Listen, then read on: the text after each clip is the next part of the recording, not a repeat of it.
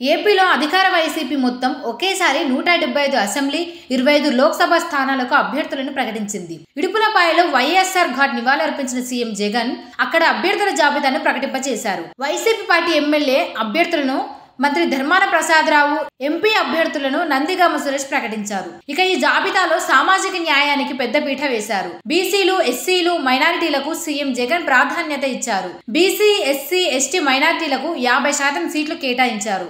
సామాజిక న్యాయం పట్ల తమ నిబద్ధత చాటుకున్నారు.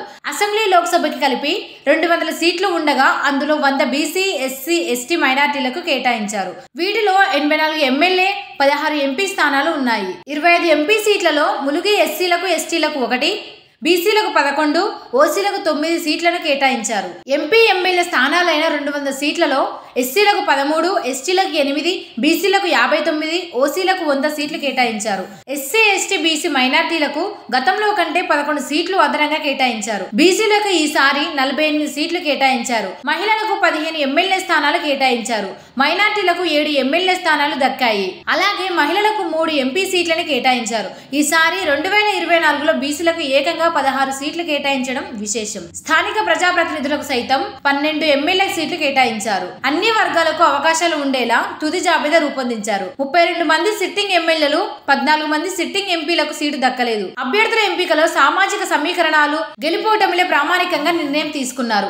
ఈసారి కొందరు వారసులకు సీటు కేటాయించారు. తిరుపతి నుంచి భూమన అభినయ్ రెడ్డి, చంద్రగిరి చెవిరెడ్డి మోహిత్ రెడ్డి, గుంటూరు ఈస్ట్ షేక్నూరి ఫాతిమా, మచిలీపట్నం ఫేర్ని కృష్ణమూర్తి, రామచంద్రపురం పిల్లి సూర్యప్రకాష్లకి వారసుల కోటాలో సీట్లు దక్కాయి. అలాగే పోలవరం నుంచి తెల్లం బాలరాజు సతీమణి రాజ్యలక్ష్మికి సీటు దక్కింది. అలాగే Jaggampeta, Prathipadu, Pithapuram, P Gannavaram, Vijayawada central, Yemmiganur, Anakapalli, Santhanuthalapadu, Mangalagiri, Gajuwaka, Guntur west, Kadiri, Chintalapudi, Rayadurgam, దర్శిపూతలపట్టు, మదనపల్లె, రాజంపేట, కోడుమూరు, గూడూరు, పెనుమలూరు, పాయకరావుపేట, చిత్తూరు, హిందూపురం ఎంపీ, కర్నూలు ఎంపీ, ఏలూరు, విశాఖ, నెల్లూరు, ఒంగోలు, నరసరావుపేట ఇలా ఏకంగా 14 ఎంపీ స్థానాల్లో అభ్యర్థులని మార్చారు. అనకాపల్లి బీసీకి ఇవ్వాలని నిర్ణయించారు. అయితే అభ్యర్థి పేరు ప్రకటించలేదు. ఇక 131 ఎమ్మెల్యేలు, 22 మంది ఎంపీ అభ్యర్థులు గ్రాడ్యుయేట్స్ ఉన్నారు. 17 డాక్టర్లు, 34 మంది ఇంజనీర్లు, 2 సివిల్స్ అధికారులకు అవకాశం దక్కింది. అభ్యర్థుల్లో 77% మంది ఉన్నత విద్యావంతులు ఉన్నారు. ఇక సీటు దక్కని వైసీపీని కొందరు నేతలు వీడారు.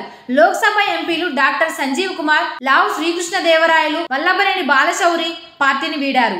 మొత్తం 5 లోక్సభ సభ్యులు, రాజ్యసభ సభ్యుడిగా ఉన్న వేమిరెడ్డి ప్రభాకర్ రెడ్డి పార్టీని వీడారు.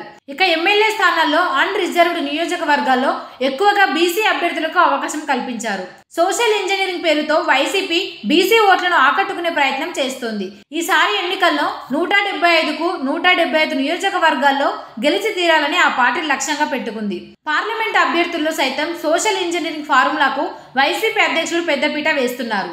రిజర్వ్డ్ నియోజకవర్గాల్లో సైతం కొత్త వారికి అవకాశం కల్పించడమో, నియోజకవర్గాల్లో మార్పు చేయడమో చేశారు. దీని ద్వారా స్థానికంగా ఎమ్మెల్యేల పనితీరుపై అసంతృప్తితో ఉన్న వారికి మరో ప్రత్యామ్నాయ నాయకత్వాన్ని పరిచయం చేశారు. గతంలోనే ఎమ్మెల్యేలు కోటంరెడ్డి శ్రీధర్ రెడ్డి, ఆనం రామనారాయణ రెడ్డి, మేకపాటి చంద్రశేఖర్ రెడ్డి, ఉండవల్లి శ్రీదేవిలు పార్టీ మారగా సీటు దక్కదని, స్థానం మారిందని పెనమలూరు ఎమ్మెల్యే కొలుసు పార్థసారథి, మైలవరం ఎమ్మెల్యే వసంత కృష్ణప్రసాద్ వంటి వారు పార్టీని వీడారు. ఆయా స్థానాల్లో వైసీపీ కొత్త అభ్యర్థులకు స్థానం ఇచ్చింది. జిల్లాల వారీగా పక్క గెలుపు లెక్కలు, సామాజిక సమీకరణాలు, మహిళా ప్రాధాన్యత వంటి అన్ని అంశాలని బేరీజు వేసుకొని అభ్యర్థులను ప్రకటించారు. ఏకంగా సగం స్థానాలని ఎస్సీ, ఎస్టీ, బీసీలకు ఇవ్వడం విశేషం. ఎంపీ స్థానాల్లో బీసీలకు అత్యధిక ప్రాధాన్యత ఇచ్చారు. ఓసీల కంటే బీసీలకు ఎక్కువ ప్రాధాన్యత ఇవ్వడం విశేషం. అలాగే రోజా అంబటి వంటి మంత్రులకి అవకాశం దక్కదనుకున్నా మళ్లీ ఛాన్స్ దక్కింది.